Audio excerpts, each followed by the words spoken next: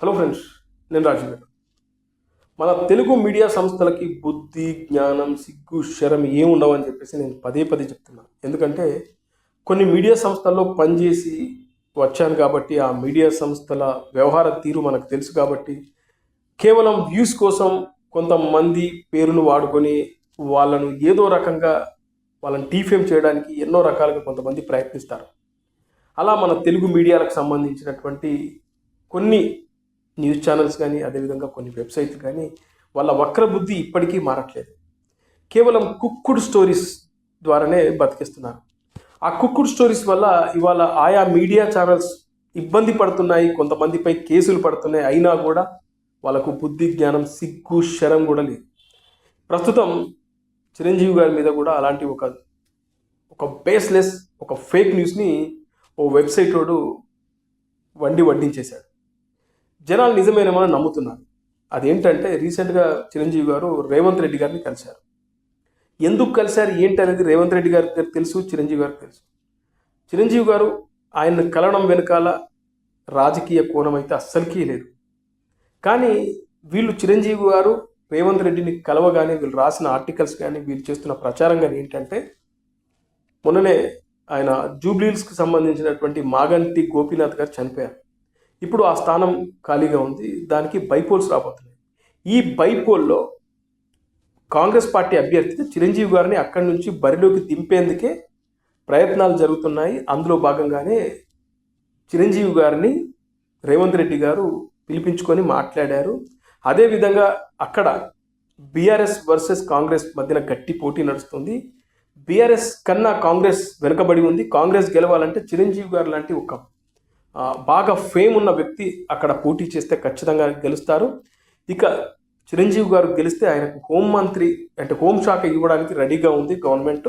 ఈ విషయాన్ని రాహుల్ గాంధీ గారి దృష్టికి తీసుకెళ్లారు. ఆయన కూడా ఓకే చెప్పారు. అందులో భాగంగానే ఇద్దరి మధ్యన ఒక భేటీ జరిగిందని ఒక తప్పుడు కథనాన్ని ప్రచారించారు. ఇది ఎంతవరకు కరెక్ట్? చిరంజీవి గారు ఎన్నో సందర్భాలు చెప్పారు కదా మీ అందరికీ.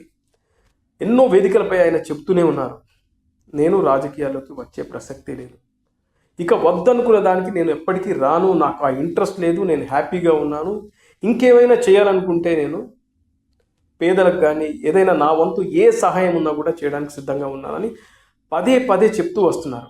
మొన్నటి వరకు చిరంజీవి గారికి గవర్నర్, బీజేపీ ఉపరాష్ట్రపతి, ఏకంగా రాష్ట్రపతి అంటూ ఇట్లా ఏవేవో కథనాలు. ఇంకొంతమంది అయితే కేంద్ర మంత్రి అని, బీజేపీతో సఖ్యతగా ఉంటున్నాడు, వాళ్ళతో కలిసి తిరుగుతున్నాడని, బీజేపీలో జాయిన్ అవుతున్నాడని, ఇలా ఇష్టానుసారంగా వడ్డిస్తున్నారు. మీకు అసలు బుద్ధి జ్ఞానం లేదా? తెలుసుకోండిరా బాబు, ఆయన ఎందుకు వెళ్ళాడు ఏంటి అనేది ఖచ్చితంగా మీకు సంబంధించిన రిపోర్టర్స్ ఉంటారు కదా, వాళ్ళ ద్వారా తెలుసుకోండి. ఖచ్చితంగా తెలుసుకొని ఒక విషయాన్ని రాయండి. అంతేగాని ఇలా తప్పుడు కథనాలు, తప్పుడు వార్తలు ఇస్తే మీ వెబ్సైట్ల పైన కానీ మీ ఛానల్స్ పైన జనాలకు ఎక్కడ నమ్మకం ఉంటుంది? ఒక వార్త మనం చెప్పామంటే 100% అది నిజం అవ్వాలి. ఇప్పుడు కాకుండా ఇంకా 10 నెలలకు నిజం కావాలి. కానీ మీరు వేసే ప్రతి వార్తలు తప్పు తప్పు తప్పు, అన్ని ఫేక్ న్యూస్లే. అందుకే నేను చెప్పేది ఏంటంటే, చిరంజీవి గారు ఎప్పటికీ కూడా మళ్ళీ రాజకీయాల్లోకి రారు. అది అయిపోయిన చరిత్ర. ఇంకా మళ్ళీ రాజకీయాల్లోకి వచ్చి ఈ దిక్కుమాలిన టెన్షన్స్ ఇవన్నీ పెట్టుకొని నేను చాలా సందర్భాల్లో క్లారిటీ ఇచ్చాను.